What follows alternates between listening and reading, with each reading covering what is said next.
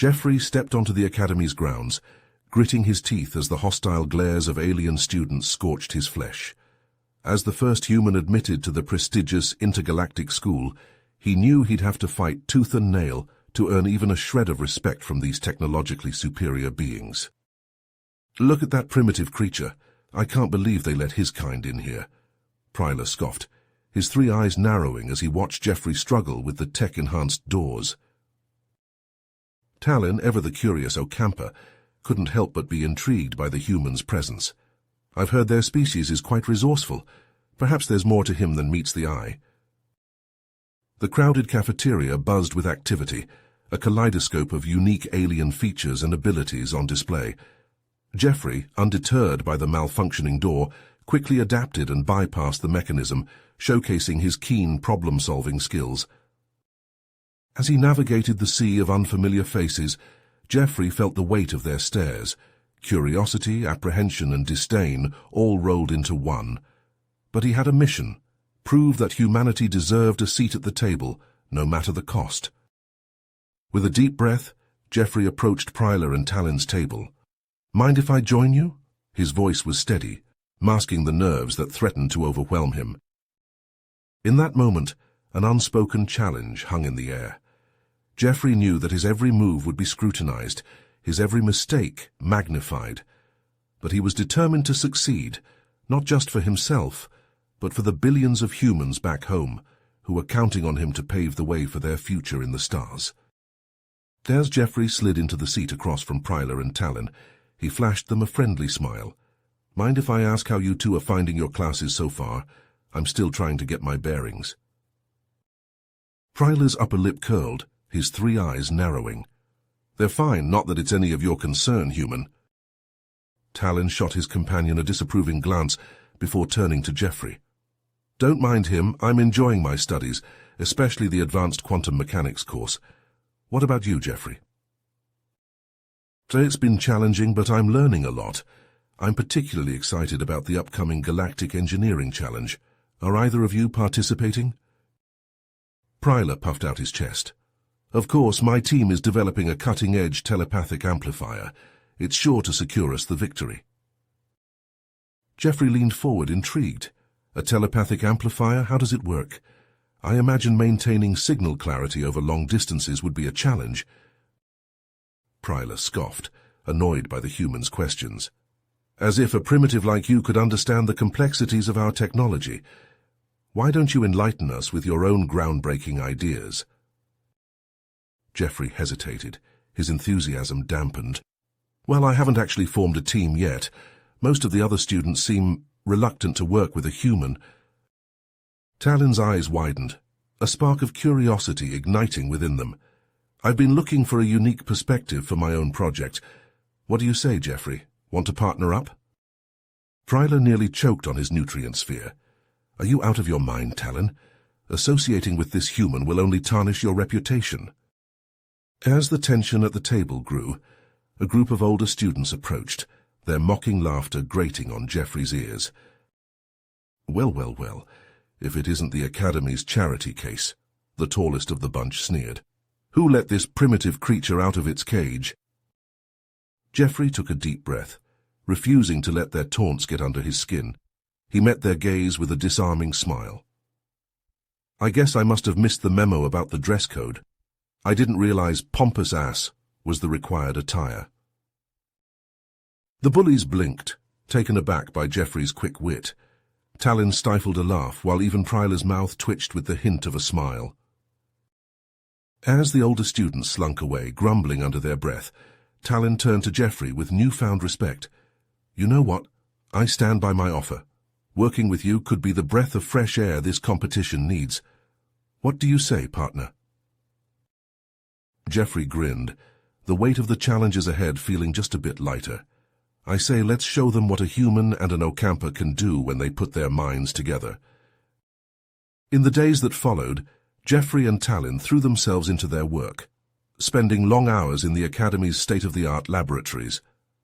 As they huddled over their project, exchanging ideas and making adjustments, Pryler found himself drawn to their workspace, his curiosity piqued despite his initial misgivings. Hidden behind a partition, Pryler listened as Jeffrey and Talin discussed their unconventional approach. "What if we incorporated organic materials into the design?" Jeffrey suggested, his eyes sparkling with excitement. "Back on Earth we have something called biomimicry, where we look to nature for inspiration in solving complex problems." Talin nodded, intrigued. "I've never heard of such a concept. Most of us here focus solely on advanced technology and artificial materials." As they delved deeper into the possibilities, Pryler found himself surprised by Jeffrey's creative thinking and his ability to draw from Earth's diverse ecosystems. The human's ideas were unlike anything he had encountered before, and he couldn't help but feel a grudging respect for his innovative approach. However, as the competition drew closer, an unexpected setback threatened to derail Jeffrey and Talin's progress. A crucial component of their project malfunctioned, setting them back days. Pryler saw an opportunity to undermine their efforts and approached Talin in private. "I couldn't help but overhear your conversation," Pryler said, his tone smooth and persuasive. "It seems you're in a bit of a bind. I could help you fix the issue, but on one condition. Leave Jeffrey and join my team instead." Talin's eyes narrowed. "I appreciate the offer, Pryler, but I believe in Jeffrey and our project. We'll find a way to overcome this setback together." Frustrated by Talin's loyalty, Pryler returned to his own team, only to discover that they too were facing technical difficulties. As he struggled to find a solution, he couldn't help but overhear Jeffrey and Talin's conversation once more. "And that's how humans have historically tackled similar problems," Jeffrey explained, his voice filled with determination. "We've faced countless challenges, but we've always found a way to adapt and innovate. I think if we apply some of those principles here, we might just crack this." Pryler listened, struck by Jeffrey's resilience and resourcefulness. These were traits he had never associated with humans before, and he found himself reassessing his preconceptions about the species. As the hours ticked by, Jeffrey and Talin worked tirelessly, their determination unwavering. And then, just when it seemed all hope was lost, a breakthrough. With a triumphant cheer, they watched as their project sprang to life, the malfunctioning component replaced by a clever workaround inspired by Jeffrey's knowledge of Earth's technological history. As the day of the Galactic Engineering Challenge arrived, the grand auditorium buzzed with anticipation. Pryler and Talin found themselves seated among the spectators, their eyes fixed on the stage where the competing teams would present their projects. When Jeffrey and Talin's turn came, they strode confidently to the center of the stage, their project displayed on the holographic screens behind them. Pryler leaned forward, his curiosity piqued as Jeffrey began his presentation. "Our project is a biomimetic propulsion system, inspired by the efficient swimming motion of Earth's marine animals," Jeffrey explained, his voice clear and engaging. "By studying the fluid dynamics and propulsive mechanisms of these creatures, we've developed a system that could revolutionize space exploration." As Jeffrey delved into the technical details, Pryler found himself captivated by the human's ability to break down complex concepts and make them accessible to the diverse audience. The judges, too, seemed impressed, their eyes widening as they took in the innovative design. "How do you envision this technology being applied on a larger scale?" one of the judges asked, her voice tinged with genuine interest. Jeffrey's eyes sparkled as he responded, "The potential applications are vast. From more efficient spacecraft to advanced underwater vehicles, this system could open up new frontiers in exploration and scientific discovery." As Jeffrey fielded questions from the judges, demonstrating a deep understanding of the subject matter and a vision for the future, Pryler found his initial skepticism melting away. He had underestimated the human's capabilities, dismissing him as primitive and unworthy of attending the academy. But now, witnessing Jeffrey's brilliance firsthand, Pryler began to realize that humans had more to offer than he had ever imagined. When the competition concluded, Jeffrey and Talin's project was awarded the top prize, the judges praising its originality and potential for real-world impact. As the auditorium erupted in applause, Pryler found himself on his feet, his hands coming together in genuine admiration. In a moment of reflection, Pryler approached Jeffrey, his voice low and sincere. "Jeffrey, I owe you an apology. I underestimated you and your species. Your success today has shown me that humans have valuable contributions to make, and I was wrong to dismiss you." Jeffrey, gracious in victory, smiled warmly. "Thank you, Pryler. I hope that this experience will help foster greater understanding and collaboration between our species. We all have something to learn from one another."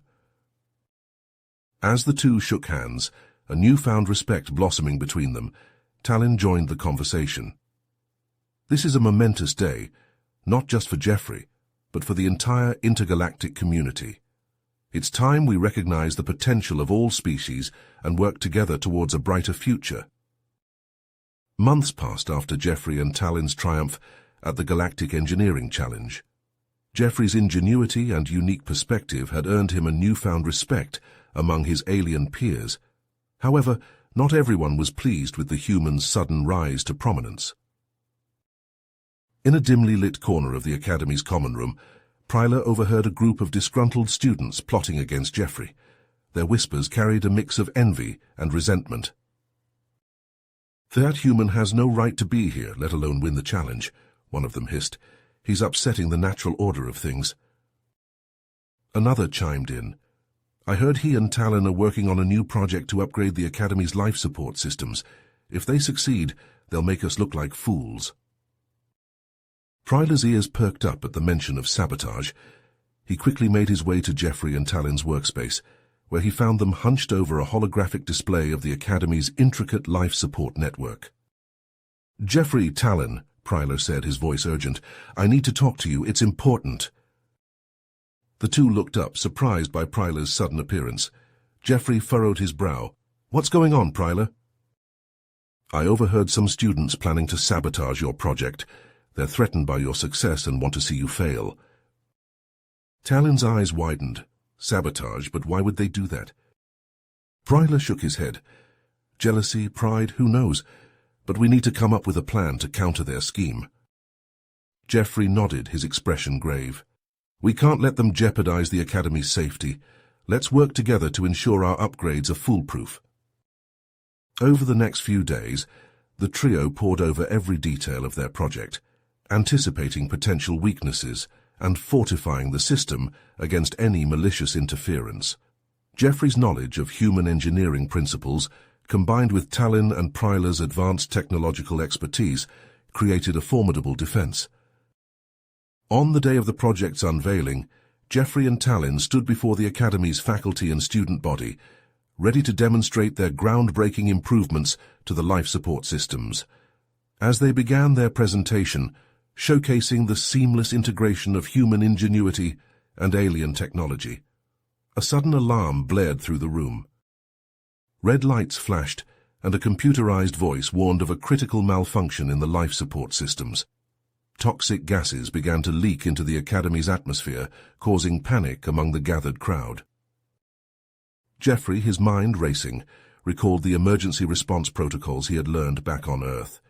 He sprang into action, directing his classmates to seal off the affected areas and guiding them to safety. Talon worked frantically alongside him, using their alien technology to contain the leak. But the damage was spreading too quickly. Jeffrey realized that the only way to prevent a catastrophic failure was to manually seal the breach from inside the contaminated zone. Without hesitation, he grabbed a nearby respirator and plunged into the toxic fumes. Pryler and Talon watched in horror as Jeffrey disappeared into the haze, his silhouette barely visible through the swirling gases. Seconds turned into minutes, and the Academy held its collective breath, waiting for a sign of the human's fate. Just as hope began to fade, Jeffrey emerged from the mist, his respirator shattered and his body slumped against the sealed hatch. Pryler and Talon rushed to his side, their advanced medical technology already scanning his vital signs. "He's alive, but barely," Talon said, his voice strained with worry. "We need to get him to the medical bay now." As Jeffrey was rushed away on a hovering stretcher, Pryler turned to the stunned crowd. "This human risked his life to save us all. Let this be a reminder of the courage and selflessness that lies within his species. In the days that followed, the Academy administration launched a full investigation into the sabotage attempt. The students responsible were quickly identified and expelled, their actions condemned by the entire alien community. Jeffrey, having made a full recovery, found himself hailed as a hero by his classmates and teachers alike. But despite their praise and newfound acceptance, he couldn't shake the lingering sense of isolation that gnawed at his heart. Late one evening, as Pryla and Tallinn sat with Jeffrey in the quiet of the Academy gardens, the human finally gave voice to the turmoil within him. "I've learned so much here," Jeffrey said, his gaze fixed on the alien constellations above. "But no matter how hard I try, I don't think I'll ever truly belong in this world." Pryla placed a comforting hand on Jeffrey's shoulder. "You've already made a difference here, Jeffrey. Your actions have shown us the value of embracing diversity and learning from one another." Tallinn nodded in agreement. "You may have been born on Earth, but you'll always have a place among us." Jeffrey managed a small smile, his eyes glistening with unshed tears. "Thank you, both of you, but I think it's time for me to return home, to find my own place in the universe." As Jeffrey prepared to depart the Academy, Pryla and Tallinn couldn't help but reflect on the profound impact the human had made on their lives.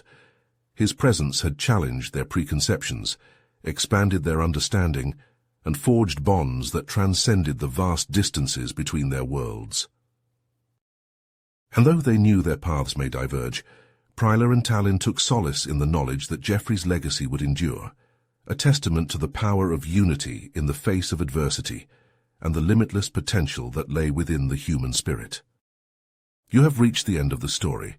If you enjoyed this story and want to support us, please leave a like and subscribe to our channel, and for every comment that says 88, I will heart every single one of them.